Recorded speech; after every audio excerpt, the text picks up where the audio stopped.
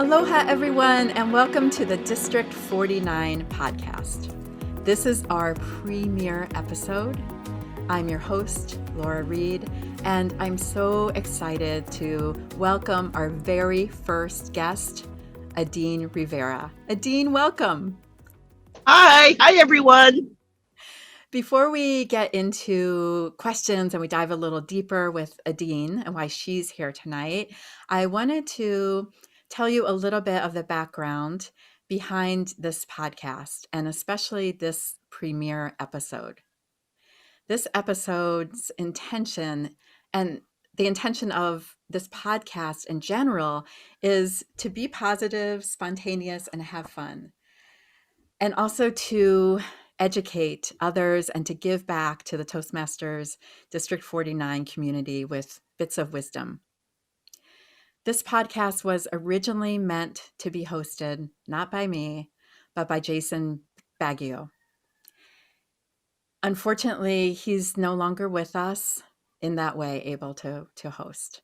The shirt, I actually just got this today in the mail, so it's very fortuitous. I was happy to wear it today. This is in his honor as well. And we wanted this show to be dedicated to him. I never got to know Jason. I'm sure many of you out there probably knew him very well, and you're very lucky. I admired him so much from afar when I just could witness his humor. And one of the reasons that I joined La Lima Toastmasters Club was to be his friend. I really wanted to get to know him more. I assumed I would be. I really thought I would be his friend. But you never know and what's going to happen in life. And you also never should wait. If there's someone out there, the lesson I've learned, if there's someone out there that you admire and you want to get to know them better, just reach out to them. Like right now, just reach out to them. That's what I've learned. So this show, it was meant to be his gig. Here I am. I've got impossible, like big shoes to fill, but I want to honor him, and I'm so honored to be here. With that said, Edean, could you tell us more about Jason's contribution to Toastmasters and his legacy? Well, I sure will. Thank you so much for having me. And I'm very honored to be the very first guest. So I was kind of surprised.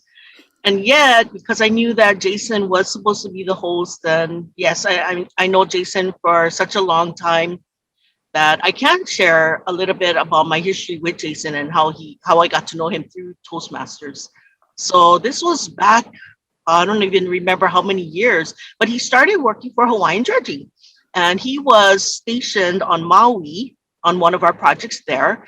And because Hawaiian Dredging offers an award, like a bonus, if you were to take Toastmasters and finish 10 speeches, which was the old manual, then Jason was like, shoots, I'm going to do that, because he was always about learning and doing new things. And so he immediately jumped at that opportunity and joined a club on Maui. And I think it was the Noko'oi Club, but I'm really not sure. It could be the Kihei Club or the Noko'oi Club. I tried to get the information from TI, but due to privacy, they're not able to give me that information. But anyway, so he joined on Maui. And then, of course, when that project finished, he transferred to Oahu.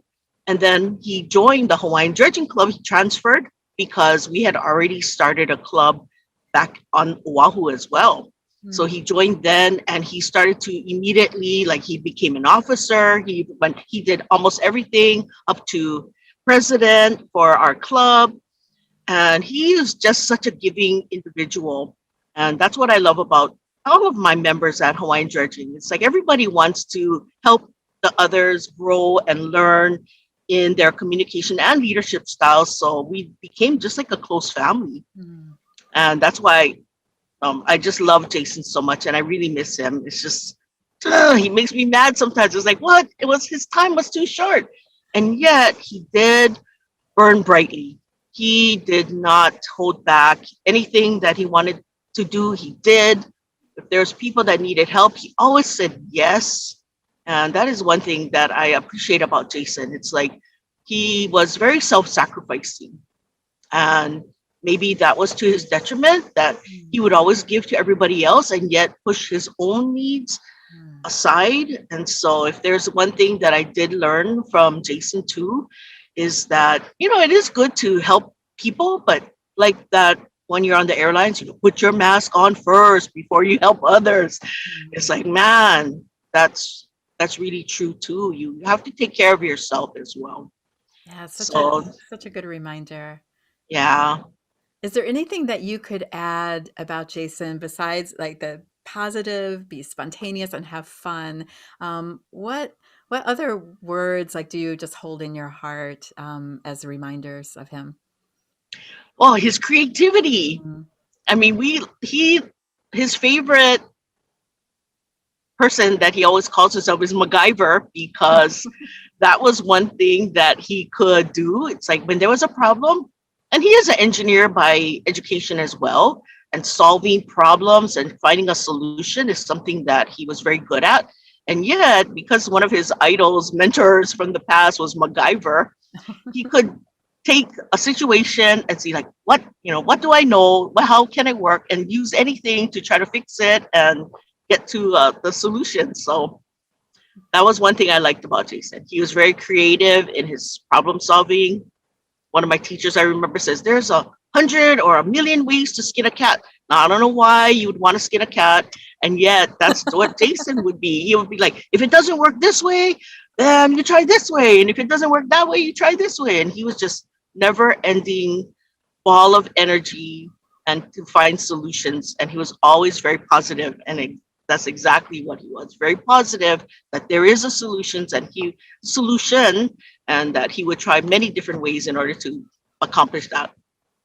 Beautiful, creative. I love that. I love that applied to just how you fix things, right? Make things better when you fix them as well. And sometimes they're stronger because of that.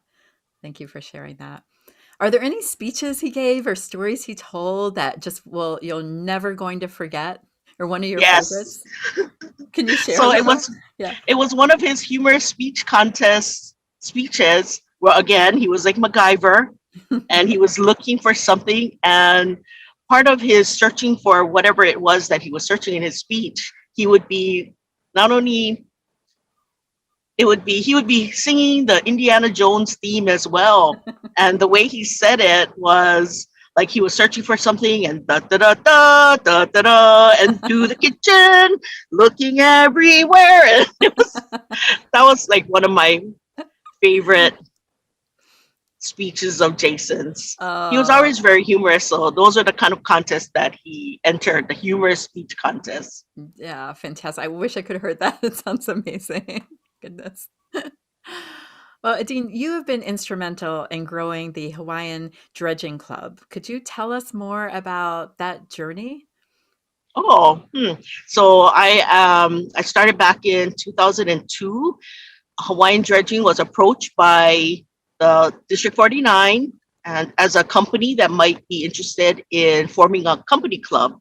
And at that time, our human resources director was very interested in that, because being in construction, and you have to go to a lot of meetings, coordination with subcontractors and the owners, and you have to be able to communicate. And back then, the communication was good, and yet sometimes people are not communicating on the same level, and it make work more difficult. So when District 49 approached Hawaiian Dredging, they said, let's form a company club. And so she said, yeah, let's do it. And of course, for me, whenever they broadcasted to Hawaiian Dredging employees, whoever wanted to be part of this, I forget what it's called, that demo meeting, I was like, that sounds interesting. I would like to learn how to communicate better. So I went to the demo meeting, and from there, I'm a charter member of Hawaiian Dredging. And what I liked about it was that Hawaiian Dredging was an open club. So Mm. you could invite, it was not only for company employees, but it was also for people in the community. So we could invite our subcontractors to come, or our friends and family. And my cousin, Christine, who is also a member of our club, was very introverted. And she's in construction as well. And how are you going to be talking to your subcontractors and owners if you are not able to express yourself? So she joined the Hawaiian Dredging Club. So I'm very grateful that that they chose to make it an open club. And then from there, I just loved it.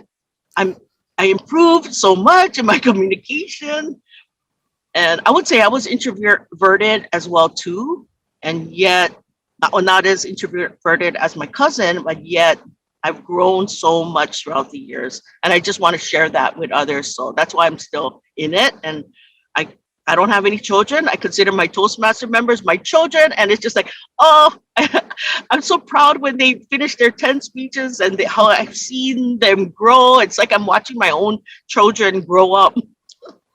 It sounds like a beautiful family. Extended growing still family. I love it. Yeah. You said that you improved right away so much. Like, was there anything you remember that helped that, like helped really excel that improvement with your speaking and communicating? I think it was just the practice. Back in Mm, the beginning, we did meet once a week. So it was every week that we met and you had to talk. There was 20 of us that were there. And so we did more talking a lot. So I noticed immediately how more effective I was on the phone because I would call vendors and I would have a lot of ahs, and I wouldn't be prepared, or just the way that I would speak would be kind of like how I'm talking right now. So it wouldn't be very efficient. I would be on the phone, try to talk to the vendor and explaining what I want. And yeah, through the practice of talking, it's like, yeah, getting your thoughts straight and being able to just express it clearly without minimal amount of filler words. And I noticed that immediately, my communication over the phone, and then in meetings or talking with my superintendent or talking with the foreman, I just got a lot more clearer. So it sounds because I got, like it helped you sound more professional too, like on the phone, yeah. right?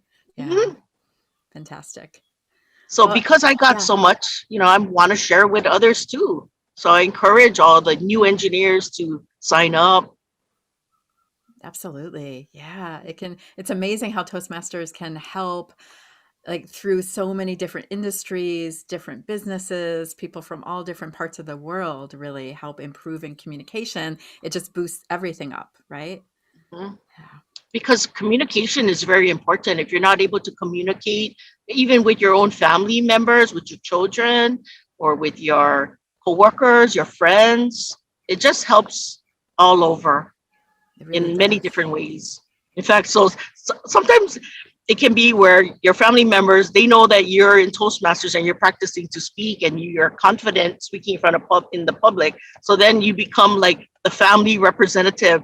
So then, oh, there's a funeral. Oh, Edine is going to give the eulogy, or there's a family reunion. Oh, Edine is going to be the MC.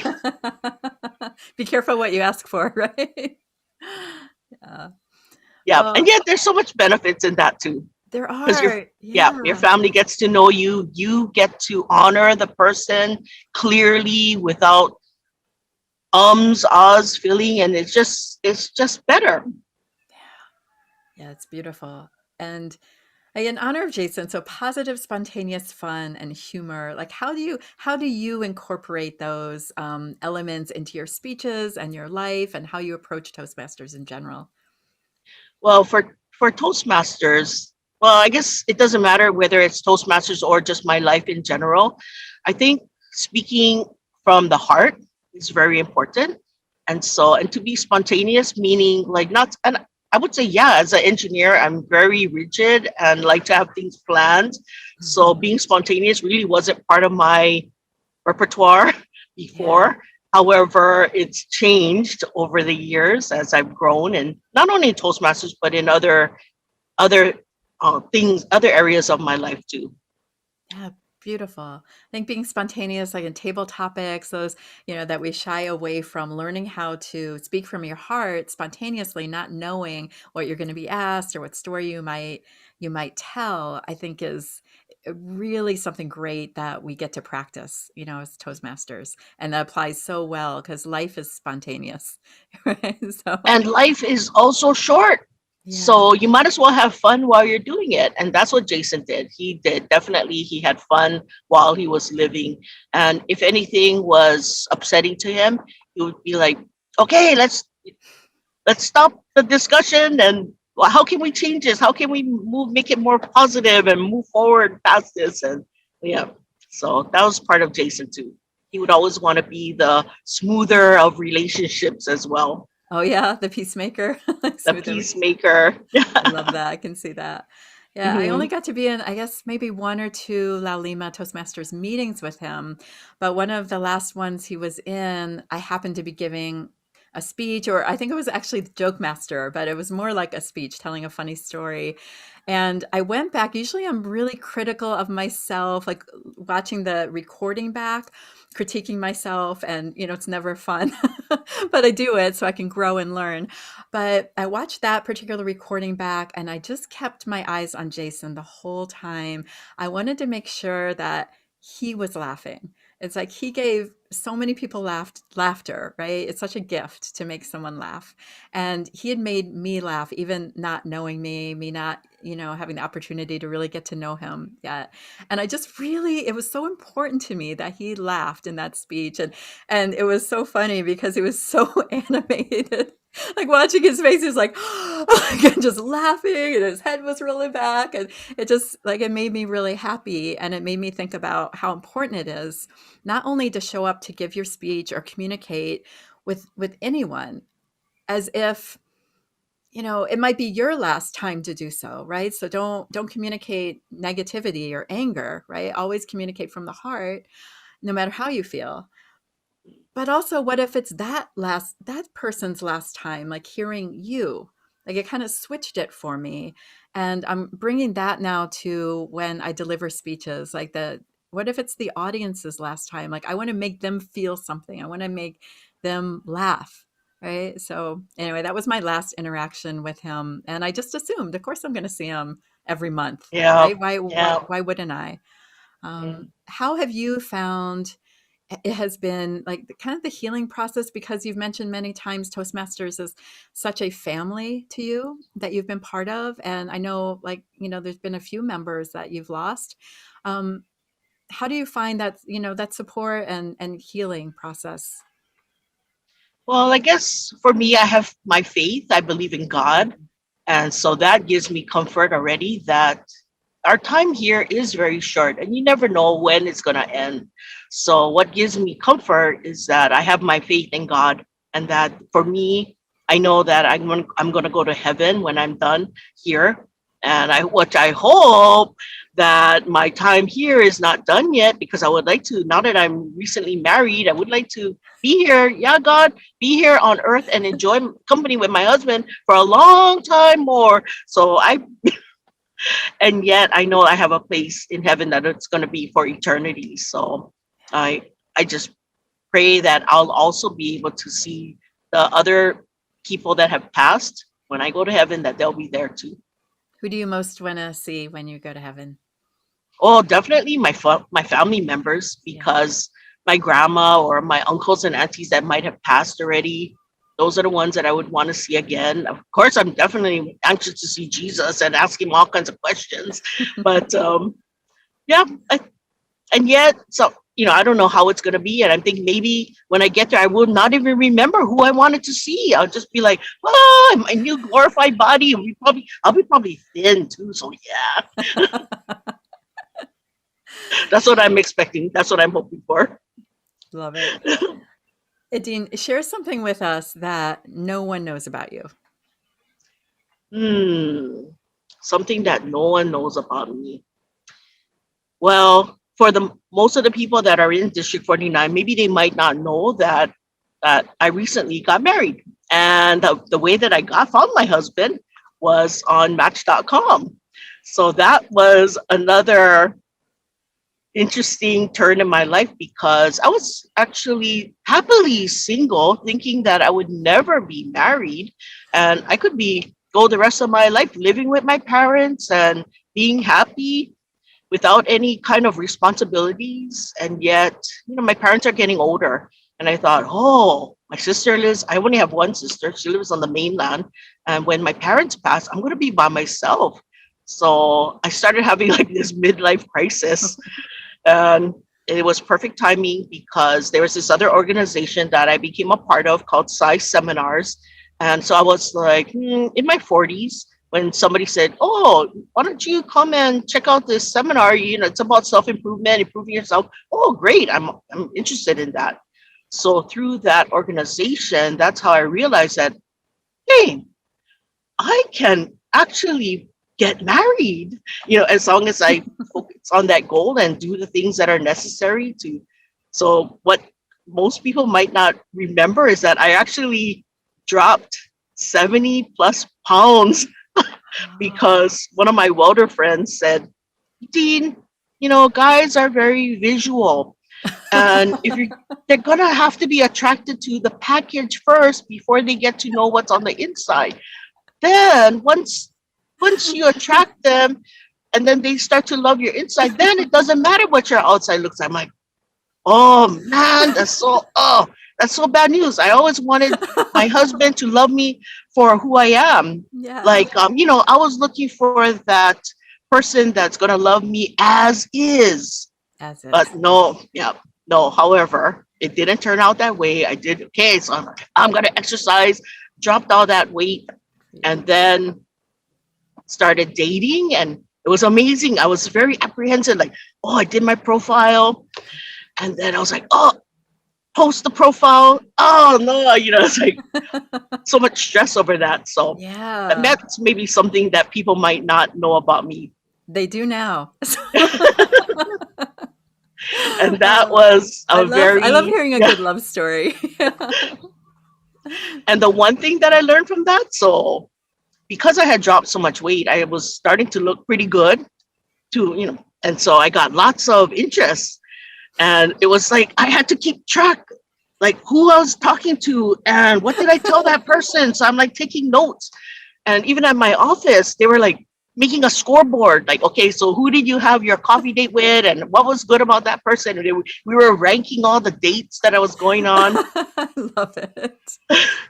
And I thought the one that I wanted was the one that was never married, because I've never been married. I want my husband to never be married to, so we can grow together as a couple. And Mm, yet, what I found was that the ones that were never married before, they were more selfish. mm, So versus the men that were previously married, and if they had children, they were they had practiced thinking about somebody else other than themselves. mm. So for your single guys out there, Yeah, they you had to have to practice be their communication skills that we're forced to practice in marriage. right. Compromise, all Exactly. those things. Toastmasters can maybe help with that too, perhaps. And Maybe. helping a better listener. I think that's so important in all relationships, no matter what kind of relationship it is, or even at work, not just learning to communicate yourself, but I do think Toastmasters really helps you become a better listener. And I think no matter who you are, that's a very like attractive quality, right? To be a good listener. And that's what we want in all of our relationships, right? Yeah. Thank you for sharing Yeah. that. Yeah, thank you so much. Okay, one last thing. What is your favorite quote or an inspirational quote that you really live by, and why is that important to you? Okay. So like I was mentioning, I am a Christian, and I'm a Sunday school teacher too. If it's like You are? sometimes I Oh, kind of go like, I am a Sunday school teacher, and yet sometimes I don't feel like I'm qualified to be a Sunday school teacher. ah, So my favorite verse, it comes from Philippians 4, and it says, "Finally, brothers, whatever is true, whatever is noble, whatever is right, whatever is pure, whatever is lovely, whatever is admirable, if it if anything is excellent or praiseworthy, dwell on that." And so what I like about it is that things happen, and things trouble happens all the time, but why dwell on the negative things? Dwell on the things that give you joy. Dwell on the things that you love or are lovely, and you will attract those things to yourself. It's like attracts like. So when you are negative and angry or bitter, that's the kind of environment you're going to attract to yourself. So by being more positive and focusing on the things that are lovely or that are going right in your life, that's what you're going to attract. And so that's why, and I, from experience, I've learned that this actually works. It's almost like magic. So when you think of just having the lovely things or praiseworthy and positive things and you appreciate it with gratitude, it's just, you just attract more of that. So that's why that's my favorite verse. Adine, you're such a living example of that positivity. And it just glows from you, and the light flows from you that way. And it's no wonder that you've attracted the love into your life and the success into your life. And you're really gifted with Toastmasters and growing these clubs and building families in so many ways. So thank you. Thank you for that. And it's such a beautiful tribute also to Jason, to of the power in being a positive person, right? Yeah, yeah, And sending that out into the world with no expectation, just because you want to give that out, and it's always yeah. beautiful, right, what comes back. Thank you so much. Thank you for being here today, being brave, being the first guest of the District 49 podcast. Jason, I hope you were listening. I hope we honored you well. I'm gonna do my best. I'm gonna do my best. And thank you again for being here. Thanks for listening, everyone. We'll see you back. See you back at the next one. All right. Bye, everyone. Aloha.